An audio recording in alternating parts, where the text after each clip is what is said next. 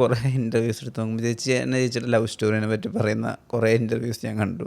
പ്രേമിച്ച് കഴിഞ്ഞിട്ട് ജീവിതം തുടങ്ങുന്നത് എങ്ങനെ ഉണ്ടായിരുന്നു? പ്രേമിച്ച് കഴിഞ്ഞു, രജിസ്റ്റർ മാരേജ് ചെയ്തു, വീട്ടിലോട്ട് തന്നെ തിരിച്ചു പോയി. എൻ്റെ അച്ഛൻ പറഞ്ഞു, നിങ്ങൾ രജിസ്റ്റർ മാരേജ് ചെയ്ത് റിവോക്ക് ചെയ്ത് വെക്കണം, എന്നിട്ട് അച്ഛൻ കല്യാണം കഴിപ്പിച്ചു തരും. തെറ്റാണ് നിങ്ങൾ ചെയ്തത്. അപ്പോൾ കുറേ ചേച്ചിയുടെ കല്യാണം കഴിയണം, പിന്നെ ഞാൻ ഡിഗ്രി കംപ്ലീറ്റ് ചെയ്തിട്ടില്ല, പരീക്ഷ എഴുതാനുള്ള അറ്റൻഡൻസ് എനിക്ക് തന്നില്ല ഞാൻ കല്യാണം കഴിച്ചതിൻ്റെ പേരിൽ. പിന്നെ ഞാൻ 6 പേപ്പറും കൂടെ പിന്നീട് എഴുതിയെടുക്കുക ചെയ്തത്. എന്നെ ഡിപ്പാർട്ട്മെൻറ്റിൽ നിന്ന് അറ്റൻഡൻസ് തരത്തില്ല എന്ന് പറഞ്ഞു. കല്യാണം പിരിഞ്ഞിട്ട് വാ, പരീക്ഷ അറ്റൻഡൻസ് തരാം, അല്ലെങ്കിൽ തരത്തില്ല. അപ്പോൾ അങ്ങനെ 6 പേപ്പറും എന്നുവെച്ചാൽ ഫസ്റ്റ് ഇയറും സെക്കൻഡ് ഇയറും എഴുതിയിരുന്നു, ഫൈനൽ ഇയർ എഴുതാത്തതുകൊണ്ട് ഇനിയിപ്പോൾ എല്ലാ പേപ്പറും കൂടെ ഒരുമിച്ച് എഴുതാൻ പറ്റുള്ളൂ. അപ്പോൾ അതിൻ്റെ പ്രാക്ടിക്കൽ ചെയ്തതിൻ്റെ പേപ്പർ സൈൻ ചെയ്ത് തരില്ല എന്ന് പറഞ്ഞു. ഞങ്ങളിവിടെ 3 വർഷം ക്ലാസ് തുറന്ന് വെച്ചിരുന്നു, നിങ്ങൾ ക്ലാസ്സിൽ കയറി പഠിച്ചൊന്നുമില്ല, പരീക്ഷ എഴുതിയില്ല, ഇനി അങ്ങനെ പറ്റില്ല. പാർവതി പോയി പ്രേമിക്കാനും പഠിക്കാനും ഒന്നും അല്ല ഇവിടെ വന്നത്. കല്യാണം രജിസ്റ്റർ മാരേജ് ചെയ്തത് റിവോക്ക് ചെയ്തിട്ട് വാ. അപ്പോൾ അങ്ങനെ പറഞ്ഞിട്ട് എല്ലാവരും കൂടെ അങ്ങനെ പറഞ്ഞു. 1990 ഓഗസ്റ്റ് 10 എൻ്റെ രജിസ്റ്റർ മാരേജ്. 1990 എനിക്കത് 20 വയസ്സ്. 91 ഡിസംബർ 9 വീട്ടുകാർ കല്യാണം നടത്തി തന്നത്. അപ്പോൾ അതിനുശേഷം ഒരു 1.5 വർഷം പല ഘട്ടങ്ങൾ എൻ്റെ വീട്ടിൽ നിന്ന് മാറ്റുന്നു, പല അച്ഛൻ്റെ കസിൻസിൻ്റെ അച്ഛൻ്റെ പെങ്ങിൻ്റെ വീട്ടിൽ കൊണ്ടുപോയി കുറേ നാൾ താമസിപ്പിക്കുന്നു. ബ്രെയിൻ വാഷ് ചെയ്യാൻ അടിപൊളി ബ്രെയിൻ വാഷുകളൊക്കെ ഉണ്ടായിരുന്നു. അച്ഛന് ഞാനും കൂടെ ബ്യൂട്ടിഫുൾ ബ്രെയിൻ വാഷുകളുണ്ടായിരുന്നു. ഒന്ന് തൃക്കുന്നപ്പുഴ മംഗലത്ത് അച്ഛൻ്റെ അമ്മയുടെ അനിയത്തിൻ്റെ വീടുണ്ട്. അപ്പോൾ അവിടെ കടലിനകത്തോട്ട് ഇങ്ങനെ ഇറങ്ങിപ്പോയി. അപ്പോൾ അവിടെ ഇങ്ങനെ നിന്നിട്ട് ഇങ്ങനെ നിലയില്ലാത്തിടത്ത് ഇങ്ങനെ നിൽക്കുമോ, ഭയങ്കര രസമുണ്ട്. അവിടെ ചോദിച്ചു, മോളെ ഇത് വേണോ നിനക്ക്, പൊള്ളാച്ച കടലിൽ ചോദിക്കുന്നത്. ഞാൻ ഭയങ്കര കൂട്ടം. അത് കഴിഞ്ഞ് കോട്ടയത്ത് എത്തിയിട്ട് പല കാര്യങ്ങൾ ചെയ്യണം, എൻ്റെ മനസ്സ് മാറ്റാം. സിനിമ കാണാം, എന്ത് ഞാൻ പറഞ്ഞാലും കൊണ്ടുപോകും. അവിടെ പോകണം, ഇവിടെ പോകുന്നു, മലയിൽ കൊണ്ടുപോകും, എവിടെ പോകണം എല്ലാം. അപ്പോൾ കഴിക്കുക. അപ്പോഴത്തേക്ക് സിനിമ കാണാൻ കൊണ്ടുപോയി. ഓട്ടോ ആയിപ്പോയി സിനിമ. അച്ഛൻ ഇങ്ങനെ ഇരിക്കുന്നു സിനിമ. അച്ഛൻ ഒരു സിനിമ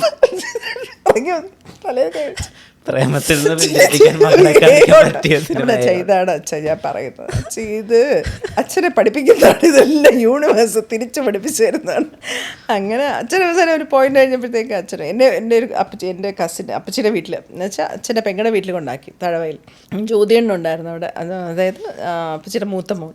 ഒരു പോയിന്റ് കഴിഞ്ഞപ്പോൾ പുള്ളിക്കാരന് ഇപ്പം എൻ്റെ പ്രേമപ്പാട്ടുണ്ട്, മറ്റേ വളയോ സെലി അത് അന്നൊരു കാസറ്റ് ഉണ്ടായിരുന്നു. അതിനകത്ത് ഇതുപോലെ കുറേ ഇങ്ങനെ കുറേ പാട്ട്. അപ്പോൾ ഈ പാട്ടാണ് എൻ്റെ ഗോ ടു പാട്ട്. ഞാൻ ഇതിങ്ങനെ ഫുൾ ടൈം കണ്ടുകൊണ്ടിരിക്കും. അപ്പോൾ ഈ പാട്ടിങ്ങനെ നിരന്തരം കണ്ടുകൊണ്ടിരിക്കുന്നത് കണ്ടിട്ട് ജ്യോതിന് മനസ്സിലായി ഇത് മാറാൻ പോകുന്നില്ല. അങ്ങനെ ജ്യോതിൻ എന്നോട് ചോദിക്കരുത്, മാലക്കുട്ടി എന്തെങ്കിലും കത്തുവല്ലോം എഴുതണമെങ്കിൽ എഴുതിത്താ എന്ന് പറഞ്ഞിട്ട് ഇൻലൻഡ് ഞാൻ ഇവിടെ വെച്ചിട്ടുണ്ട്, എപ്പോഴെങ്കിലും എഴുതിയിട്ട് അവിടെ വെച്ചിരുന്നാൽ മതി. അപ്പോൾ ഞാനത് എഴുതി ഒളിച്ച് അവിടെ കൊണ്ടുപോയി പോസ്റ്റ് ചെയ്യും. അതിൻ്റെ ജ്യോതിൻ്റെ പേരിൽ വരുമ്പോൾ കത്ത് കൊണ്ടു തരുമായിരുന്നു. അങ്ങനെയൊക്കെ ചെറിയ സഹായങ്ങളൊക്കെ എനിക്ക് എൻ്റെ ചേട്ടൻ ചെയ്തു തരുമായിരുന്നു, കസിൻ ചേട്ടൻ. അല്ലെങ്കിൽ ഞങ്ങൾ തമ്മിൽ കോണ്ടാക്റ്റ് ഒന്നും ഇല്ലല്ലോ. പിന്നെ സതീശൻ്റെ വീട്ടിൽ നിന്ന് വീട്ടുകാർ വന്ന് അന്വേഷിക്കാൻ അച്ഛൻ വരാൻ പറഞ്ഞു. എന്ന് വെച്ചാൽ അവർക്ക് ബോധ്യപ്പെട്ടു ഞാൻ മാറില്ല. പിന്നെ പെട്ടെന്ന് കല്യാണം തീരുമാനിച്ചു നടന്നു. പിന്നെ അത് കഴിഞ്ഞ് എനിക്ക് സതീശൻ്റെ വീട്ടിൽ കുറച്ച് ദിവസം നിൽക്കണം എന്ന് എനിക്ക് നിർബന്ധമായിരുന്നു, എല്ലാവരുമായിട്ട് പരിചയപ്പെടാൻ. 3 മാസം അവിടെ നിന്നു. അത് വീട്ടുകാർക്ക് വലിയ ശല്യമായി എന്നെ കൊണ്ട്. എങ്ങനെയെങ്കിലും ഇവിടെ നിന്ന് പോയത്. വാടകയ്ക്ക് വീടെടുത്തിട്ടിട്ടാണ് ഞങ്ങളവിടെ വന്നത്. ഞാൻ വാടകയ്ക്ക് ഗൗരിശോട്ടത്ത് താമസിച്ചു. അവിടെ താമസിച്ചപ്പോൾ അത് വേറൊരു ലൈഫായിരുന്നു. കാരണം ഒരുപാട് 3000 രൂപയ്ക്ക് വീട് നടത്തിക്കൊണ്ട് പോകണം. വേറെ തരത്തിൽ ജീവിച്ചിരുന്ന ഒരാളാണ് ഞാൻ. അപ്പോൾ ഇത്ര രൂപയ്ക്ക് പാലിൻ്റെ കണക്ക്, പത്രത്തിൻ്റെ കണക്ക് ഇതൊക്കെ നോക്കി കുഞ്ഞായിട്ട് ഒരു നേരം ഭക്ഷണം ഉണ്ടാക്കി. അത് ഒന്നെങ്കിൽ പുട്ടുണ്ടാക്കും. രാവിലെ ഞാനൊന്നും കഴിക്കത്തില്ല, ഉച്ചയ്ക്കൊന്നും കഴിക്കത്തില്ല. സദസ്യം വരുമ്പോൾ പിന്നെ രാത്രി കഞ്ഞി ഉണ്ടാക്കും. അങ്ങനെയൊക്കെ പിശുക്കിയൊക്കെ ഒരു സിനിമ ഞങ്ങൾ കാണുന്നത്. ഞങ്ങളുടെ ബഡ്ജറ്റിലൊരു സിനിമയുണ്ടായിരുന്നു. അങ്ങനെ നല്ല രസമായിരുന്നു. അത് കഴിഞ്ഞ് MA അഡ്മിഷൻ കിട്ടി, കാര്യവട്ടത്ത് പോയി. പിന്നെ ബസ്സിൽ കയറി. ഇപ്പം പ്രഗ്നൻ്റ് ആയിട്ട് ബസ്സിൽ കയറി കാര്യവട്ടത്ത് പോകുമായിരുന്നപ്പോഴത്തേക്ക് അച്ഛനും അമ്മയും വന്ന് വിളിച്ചു, ഇവിടെ നിൽക്കണ്ട, അവിടെ വരണം എന്ന് പറഞ്ഞു. എന്നുവെച്ചാൽ എനിക്ക് വയ്യായിരുന്നു ആ സമയത്ത്. പിന്നെ അങ്ങനെ അപ്പം എന്നാലും കാര്യവട്ടത്ത് പോയിക്കൊണ്ടിരിക്കുകയല്ലേ. പക്ഷെ അതിനുശേഷം ഇത് ഞങ്ങളുടെ ചിലവിൽ തന്നെയാണ് ഞങ്ങൾ എല്ലാ കാലത്തും ജീവിച്ചിട്ടുള്ളത്. സച്ചിൻ ജോലി ഉണ്ടായിരുന്നു. പിന്നെ വീട്ടിലും മാറി, അങ്ങോട്ട് പോയി എൻ്റെ വീട്ടിലോട്ട് പോയി. അവിടെ ആരും ഉണ്ടായിരുന്നില്ല എന്നുവെച്ചാൽ പ്രഗ്നൻ്റൊക്കെ ആയിട്ട്. പിന്നെ ഏഷ്യാൻ്റെ ജോലി കിട്ടി. അപ്പോൾ ആങ്കറിങ് തുടങ്ങി. അപ്പോൾ എനിക്ക് കുറച്ച് വരുമാനം ഉണ്ടായി. കുഴപ്പമില്ലാതെ പിന്നെ അങ്ങോട്ട് ടെലിവിഷനിലൊക്കെ ഷോ ഒക്കെ ചെയ്യാൻ തുടങ്ങി, പാരലായിട്ട് പൈസ ഉണ്ടായി തുടങ്ങി. ഈ ടെലിവിഷനിലൊക്കെ വരുമ്പോൾ ഇങ്ങനെ ആളുകളൊക്കെ വന്ന് പറഞ്ഞിട്ടുണ്ടോ ഞങ്ങളെ കാണാൻ ഭയങ്കര സുന്ദരിയാണ്, എനിക്ക് ക്രഷ് തോന്നുന്നു, അങ്ങനെയൊന്നും ഇല്ല? ഒരിക്കലും ആരും പറഞ്ഞിട്ടില്ല. ആരും പറഞ്ഞില്ല? ആരും പറഞ്ഞിട്ടില്ല. അങ്ങനെ പറഞ്ഞിട്ടില്ല.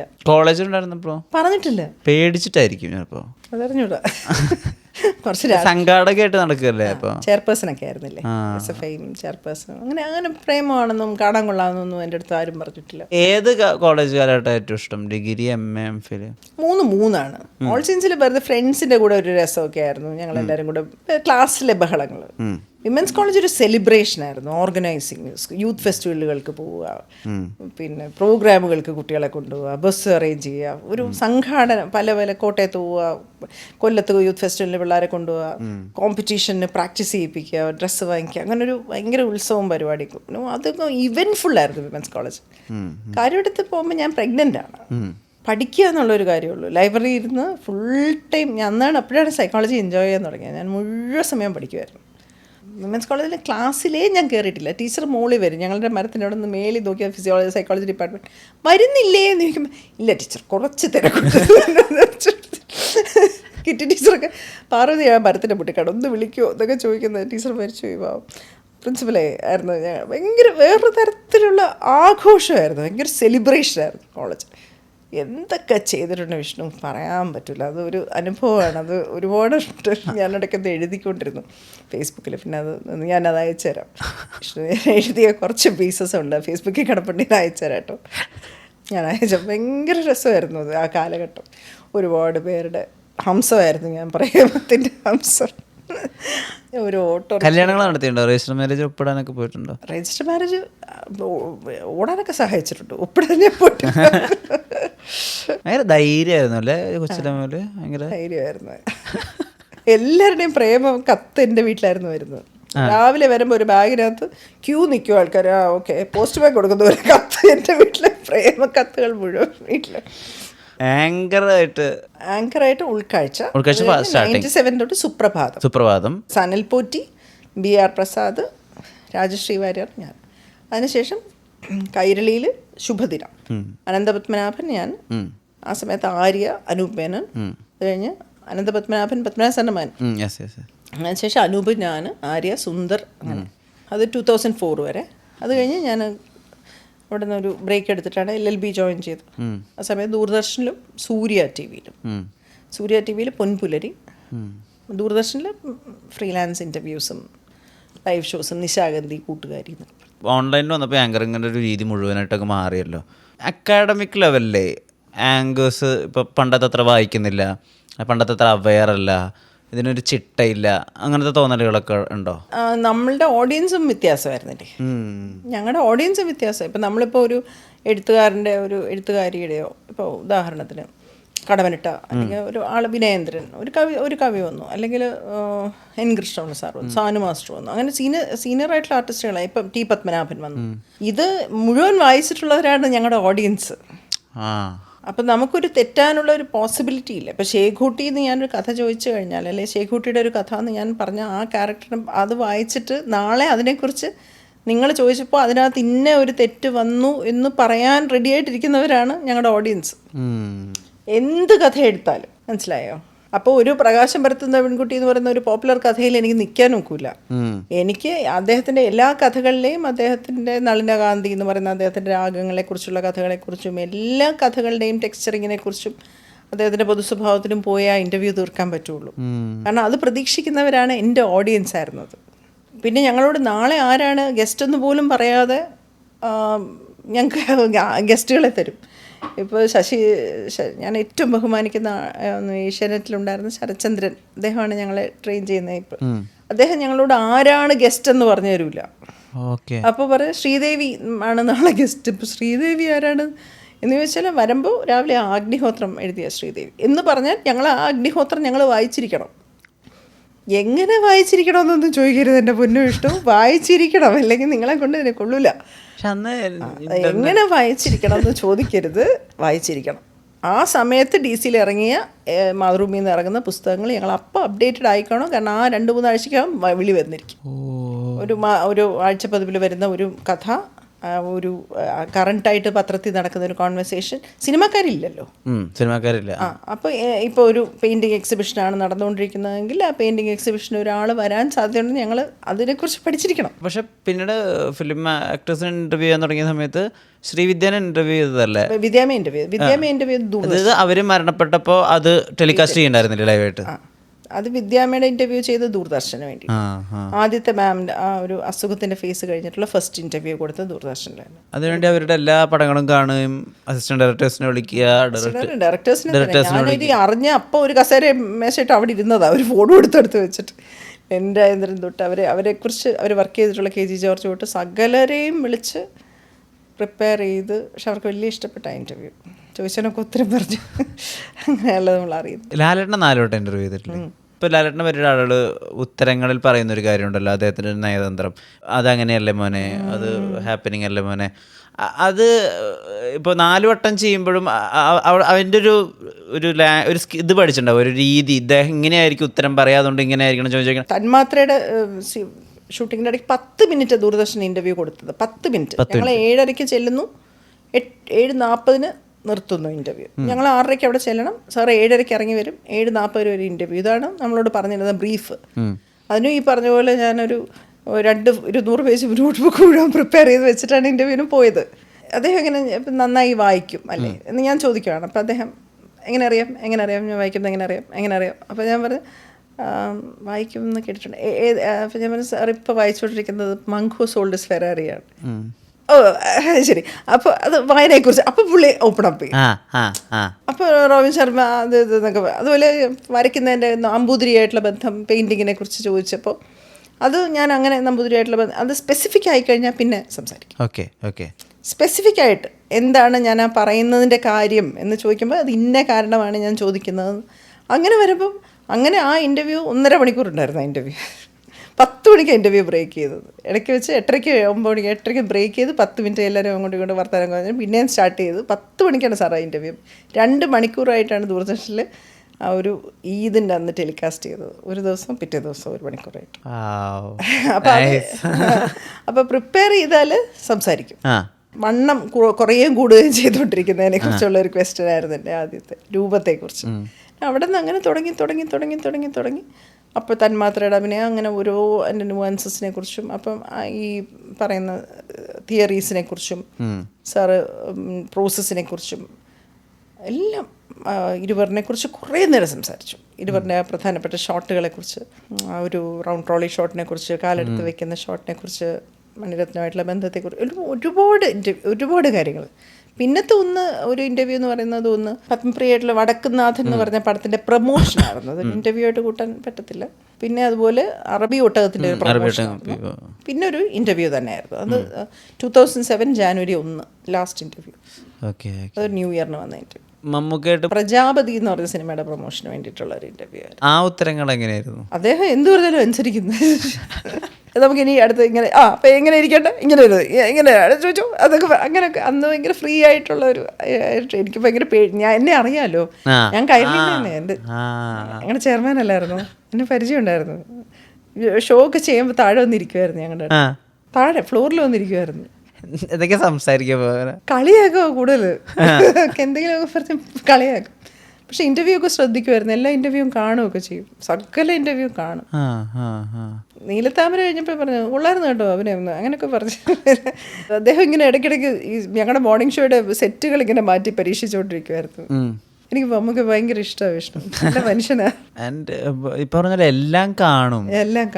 ചേച്ചിയോട് ചിലപ്പോൾ സംസാരിക്കുമ്പോൾ ചിലപ്പോൾ ചേച്ചി ചെയ്ത മറ്റേ ഗ്രേസ് വില്ലാനെ പറ്റിയിട്ടൊക്കെ ചിലപ്പോൾ പുള്ളി പറഞ്ഞു എന്ന് വരും. എല്ലാം അറിയാം, സകലതും അറിയാം. പക്ഷെ എന്നെയൊക്കെ എപ്പോഴും കളിയാക്കുക. അങ്ങനെ ഒരു ഭയങ്കര സ്വീറ്റായിട്ട് സംസാരിക്കുന്ന പരിപാടിയൊന്നുമില്ല. എങ്ങനെ അറിയാം, നിങ്ങൾക്ക് എങ്ങനെ അറിയാം എന്നൊക്കെ പറഞ്ഞിട്ട് ഞാൻ പിന്നെ ഭീഷ്മപർവ്വത്തിൻ്റെ സമയത്ത് എനിക്ക് ഫോട്ടോ ഇല്ല കേട്ടോ അദ്ദേഹത്തിൻ്റെ കൂടെ. അബുക്ക പറഞ്ഞു അതും എല്ലാവരും ഫോട്ടോ എടുക്കുന്നത്, മറ്റേ താടി കഴിഞ്ഞിട്ടുള്ള ഫോട്ടോ എല്ലാവരും ഫോട്ടോ എടുക്കും, പാർവതി ഫോട്ടോ എടുക്കാം. അപ്പോൾ ഞാനും ഇങ്ങനെ ഫോട്ടോ എടുക്കാൻ പോകാനോ എന്ന് പറഞ്ഞ് ഇങ്ങനെ ചമ്മി ഇങ്ങനെ പോവുക. അപ്പോൾ അമ്മക്ക് ഫോട്ടോ ഞാനും കൂടെ എടുത്തിട്ട് അപ്പോൾ അമ്മ ഇങ്ങനെ കാണിച്ചു ഇല്ല. അപ്പോൾ ഞാൻ ഇങ്ങനെ നോക്കിയിട്ട് ഞാൻ തിരിച്ച് നടന്നു പോയി. അപ്പോൾ നമുക്ക് എൻ്റെ അടുത്ത് എടുത്തില്ലേ, ഞാൻ പറഞ്ഞില്ല നമുക്ക് ചെല്ലണ്ടെന്ന് പറഞ്ഞു. അങ്ങനെയൊന്നുമില്ല, വാ ഞാൻ കൊണ്ടുപോകാം. ഞാൻ പറഞ്ഞില്ല വേണ്ട, വേണ്ടാന്ന് പറഞ്ഞില്ലേ, എനിക്ക് ഒരു സങ്കടമൊക്കെ വന്നു. അടുത്ത അമ്മയുടെ മീറ്റിങ്ങിന് ഫോട്ടോ എടുത്ത് വെച്ചിട്ട് ഒരു സെൽഫി എടുത്തു. എനിക്ക് ആ ഹാപ്പി സർദാറിന്റെ സിനിമയിലെ പ്രശ്നങ്ങളൊക്കെ വന്നപ്പോൾ നമുക്ക് എടുത്താണ് ഞാൻ പറഞ്ഞത്.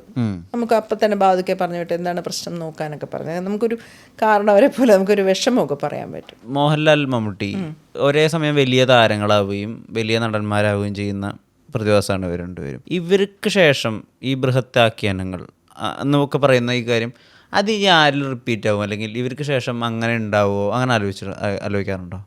ഈ ഒരു കലാമേഖലയിലല്ല പലപ്പോഴും ഇങ്ങനെ രണ്ട് എന്ന് പറയുന്ന ഒരു കാര്യം ഉണ്ടാവും.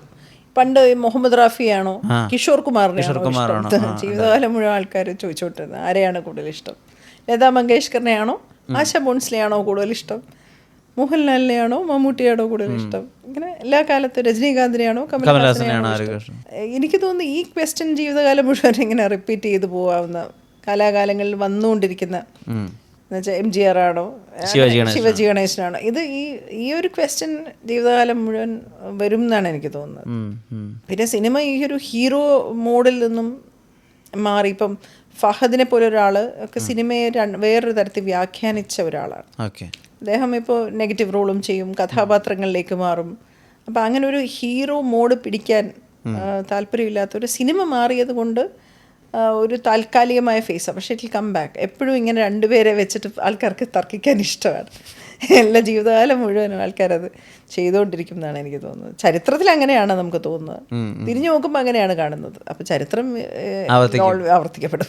It always come back. എല്ലാവർക്കും എല്ലാ കാര്യം ഇപ്പം അവർ KPSL എഴുതുകയാണോ സുകുമാരി അമ്മയാണോ ഇഷ്ടം, എല്ലാ കാലത്തും ഇങ്ങനെ ഒരു ചോദ്യം, ശോഭനയാണോ ഉർവശിയാണോ ഇഷ്ടം, ഇത് എല്ലാ കാലത്തും ഇങ്ങനെ വരുമല്ലോ. അത് മനുഷ്യരുടെ ഒരു സംഭവമാണ്. ഇവരൊന്നും തമ്മിൽ കമ്പയർ ചെയ്യാൻ പറ്റുന്ന ആർട്ടിസ്റ്റുകളെയല്ല അല്ലേ, എല്ലാവരും വേറെ വേറെ ലെവലിലുള്ള ആൾക്കാരാണ്. ഒരാൾക്കുള്ള ക്വാളിറ്റി വേറൊരാൾക്കില്ല, വേറൊരാൾക്ക് നമ്മൾക്ക് ടേസ്റ്റിന് ഏത് ചേരുന്നു എന്നുള്ളതല്ലേ. പക്ഷെ അവിടെ ഇങ്ങനെ വൺ ഓഫ് ആയിട്ടുള്ള ആൾക്കാർ വരും. ജഗതി ചേട്ടൻ അതൊരു വൺ ഓഫ് ആണ്. ജഗതി ചേട്ടനാണോ വേറൊരാളോടോ നല്ലതെന്ന് ചോദിക്കാൻ വേറൊരാളില്ല. ഉണ്ടോ? മറ്റേപോലെ ചോദിക്കും തിലകൻ ചേട്ടനാണോ നെടുപിടി വെടിച്ചേട്ടനാണോ ഇഷ്ടം എന്നൊക്കെ ആൾക്കാർ ചോദിക്കും. ജഗതി ചേട്ടനാണോ വേറൊരാളാണോ ഇഷ്ടം എന്ന് ചോദിക്കാനായിട്ട് ഒരാളില്ല. ഉണ്ടോ? അതിനെ വെയിറ്റ് ചെയ്ത് നോക്കാൻ വേറൊരാളില്ല. ജഗതി ചേട്ടൻ ഇന്റർവ്യൂ ചെയ്തിട്ടില്ലേ? പിന്നെ ഓട്ടോ ഇപ്പോഴും ഫേസ്ബുക്കിൽ ഓടുന്ന ക്ലിപ്പല്ല അത്. ജഗതി ചേട്ടൻ ഇന്റർവ്യൂ ചെയ്തിട്ടുണ്ട്, നല്ല രസമായിരുന്നു. എന്നൊരു വാക്ക് വെച്ചിട്ട് പല കമ്മ്യൂണിക്കേറ്റ് ചെയ്യുക, ഒരു ഭയങ്കര രസമല്ല ഇൻ്റർവ്യൂ ആയിരുന്നു കേട്ടോ. ഭയങ്കര നല്ലതായിരുന്നു. ഒരു പെൺകുട്ടി ഒരുങ്ങുന്നത് കാണിക്കുക, ഇങ്ങനെ ഒരുപാട് കാര്യങ്ങളുണ്ടായിരുന്നു. 1.25 മണിക്കൂർ ഇൻ്റർവ്യൂ ആണ്. അതിൻ്റെ ഒരു ക്ലിപ്പൊക്കെ അല്ലേ ഫേസ്ബുക്കിൽ ഓടുന്നത്. എൻ്റെ സിറ്റി എന്ന് പറഞ്ഞാൽ പണ്ടൊരു വെബ്സൈറ്റ് ഉണ്ടായിരുന്നു.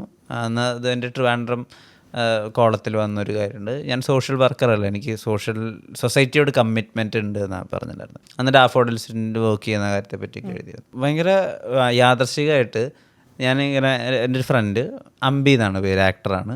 അവനും ചേച്ചിയും തമ്മിലുള്ള ഒരു കണക്ഷനെ പറ്റി അവൻ എന്നോട് പറഞ്ഞു. അവനെ ചേച്ചി പഠിപ്പിച്ചിട്ടുണ്ട്. അങ്ങനെയൊക്കെ പറഞ്ഞു. അത് എനിക്ക് ഭയങ്കര അത്ഭുതമായിപ്പോയി. സ്പോൺസർ എന്നൊന്നും എനിക്ക് അവനെ പറയാൻ പറ്റില്ല, കുറച്ച് വേറെ വാക്കാണ്. പക്ഷേ അവന് എന്തൊരു സ്നേഹമെന്ന് അറിയോ ചേച്ചിയുടെ അടുത്ത്. അമ്പിയുടെ കഥ പറയുകയാണെങ്കിൽ ഞങ്ങൾ നാടക സംഘത്തിൽ ഞങ്ങളെല്ലാം വോളിബോൾ കളിച്ചുകൊണ്ടിരിക്കുമായിരുന്നു. ഒരു വാമപ്പിന് വേണ്ടി എല്ലാവരും കൂടെ വോളിബോൾ കളിക്കും, എല്ലാ ആക്ടേഴ്സും ഡയറക്ടർ എല്ലാവരും കൂടെ കളിക്കും. അപ്പോൾ ഈ അന്നൊരു വർക്ക്ഷോപ്പുണ്ട് പിറ്റേ ദിവസം. അപ്പോൾ ഒരു പയ്യനിങ്ങനെ ഒരു മുണ്ടൊക്കെ കൊടുത്ത് ഒരു പയ്യനിങ്ങനെ കയറി ഇങ്ങനെ വന്ന് ഇങ്ങനെ തിരിഞ്ഞിങ്ങനെ നോക്കി. ഞാൻ ചോദിച്ചു എന്തോടെ പേരെന്ന് പറഞ്ഞു. പ്രദീപ് എന്നാന്ന് പറഞ്ഞു. അതവിടെ വെച്ചിട്ട് പിന്നെ കളിക്കാൻ കയറുന്നു പറഞ്ഞു. അപ്പം തന്നെ ബാഗ് അവിടെ വെച്ചിട്ട് മുണ്ട് പടക്കി കുത്തി ഞങ്ങളുടെ അവിടെ കളിക്കാൻ കയറി. നല്ല രസമായിട്ട് കളിക്കുന്നത്, നല്ല രസമായിട്ട് ടീമിലൊക്കെ ചേർന്നു. ഒരാരോ വരുന്ന 10 കഴിഞ്ഞാൽ നീ ഇനി പോകണ്ട ഇവിടെ നില്ലെന്ന് പറഞ്ഞു.